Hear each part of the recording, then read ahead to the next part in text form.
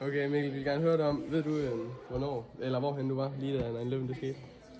Ja, jamen jeg var i børnehave, og alle pædagogerne, de var helt sådan forvirrede, og jeg tror endda ikke engang, at vi nåede at få den der sådan formiddagssnack, fordi de stod bare og så fjernsyn. Og så kan jeg huske, at jeg så det, sådan, forstod det og så det i tv, da jeg sådan kom hjem hen på eftermiddagen. Det var der, jeg var. Tak, Mikkel. Ja, hej Uwe.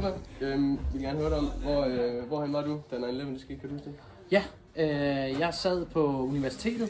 Jeg læste samfundsfag, eller det var også statskundskab, og jeg sad lige i pausen af en time, hvor man får den her besked, og man tænker, er det rigtigt, er det forkert, eller et eller andet, så jeg ved lige præcis, hvor jeg var. Jeg sad inde på Københavns Universitet. Ja. Tak, Uwe. Tak.